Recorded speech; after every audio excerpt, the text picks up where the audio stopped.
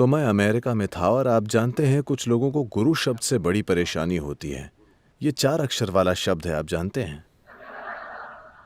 उन्हें दूसरे 4 अक्षर वाले शब्दों से कोई परेशानी नहीं है। ये 4 अक्षर वाला शब्द है गुरु।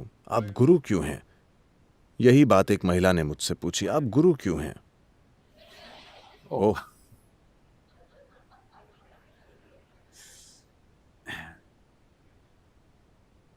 क्योंकि आप अभी ऐसी स्थिति में हैं, आप अपने आसपास की चीजें सिर्फ तब नहीं देखते जब आपकी आंखें खुली होती हैं।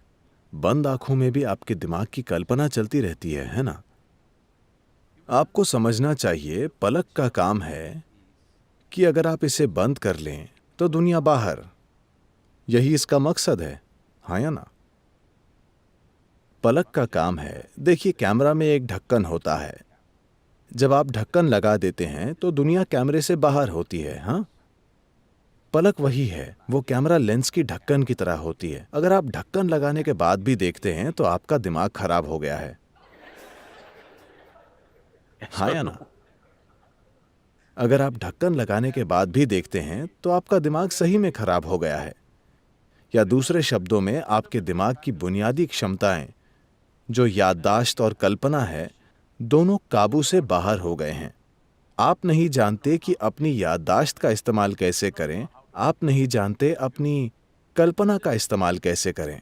बीते कल और आने वाले कल का आपका दुख बस यही है, आप अपनी याददाश्त और कल्पना से काबू खो बैठे हैं। अगर अपनी याददाश्त और कल्पना पर आपका काबू होता तो मैं आपको अपना सहयोगी मानता,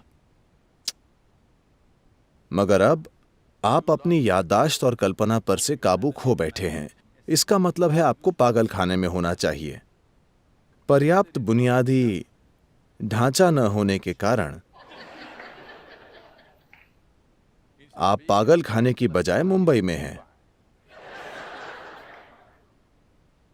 हाँ, आप अपनी याददाश्त और कल्पना पर से काबू खो बैठे हैं।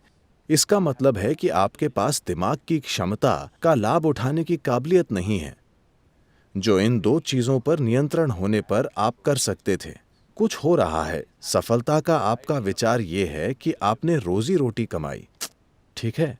आपने अपने पड़ोसी से थोड़ी बेहतर रोजी रोटी कमाई, तो आपके पड़ोसी के पास मारुति है, आपके पास मर्सिडीज है। यह आपकी बड़ी सफलता है।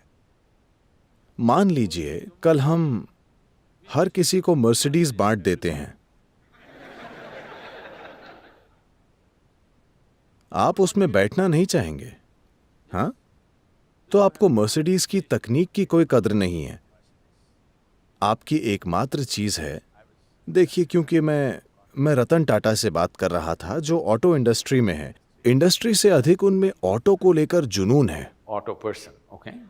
तो एक बार जब हम साथ बैठे थे, हम आध्यात्मिकता या कारोबार की बात नहीं कर रहे थे, हम सिर्फ कारों और मशीनों की चर्चा कर रहे थे। तो जब हम इन चीजों को देखते हैं, देखिए, बात सिर्फ इतनी है, अगर आप अखबारों में कारों का विज्ञापन देखें, मैं देखता हूं, ठीक है, कोई नया मॉडल है क्या, मैं उसे देखता हूं। मेरा उसे खरीदने का इरादा नहीं होता, मगर मुझे ये जानने में दिलचस्पी होती है कि क्या आ रहा है, क्या जा रहा है। मैं उसे देखता हूं। वे कहते हैं लेदर सीट, वुड फिनिश, ये चीज, इस तरह का पेंट। मैं देखता हूं कि इंजन कौन सा है, ट्रांसमिशन कैसा है, गियरिंग सिस्टम कैसा है, गियर की समस्या क्या है। मैं ये जानना चाहता हूं, कुछ नहीं, सिर्फ leather, paint work, stereo system. हे भगवान, इन सब से कार नहीं बनती। ये एक लिविंग रूम है।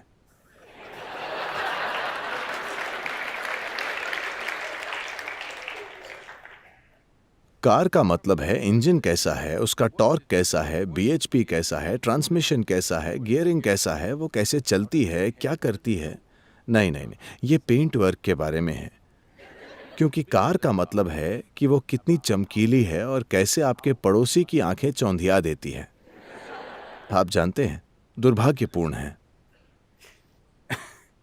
क्योंकि आपने अपना जीवन ऐसा बना लिया है कि आपके जीवन की गुणवत्ता आपके पड़ोसी की राय से तय होती है, चाहे पड़ोसी बगल के घर वाला हो या कहीं और, कोई और। किसी और की राय आपके जीवन की प्रकृति तय करती है, क्योंकि खुली आंखों और बंद आंखों से आप उसी दुनिया को देखते हैं। आपको कम से कम अपने जीवन में इतना कमाना चाहिए कि अगर आप लेंस पर ढक्कन लगाएं तो उसे बंद होना चाहिए। हाँ, आपको कुछ नहीं दिखना चाहिए। अगर आप चीजें देखते हैं मतलब आपका दिमाग खराब हो गया है। ये मत सोचिए कि आप आध्यात्मिक हो गए हैं। नहीं सदगुरु, आंखें बंद करने पे मुझे शिव दिखते हैं। आपका दिमाग सच में खराब हो गया है। आप सिर्फ पागल नहीं, आप एक धार्मिक पागल हैं।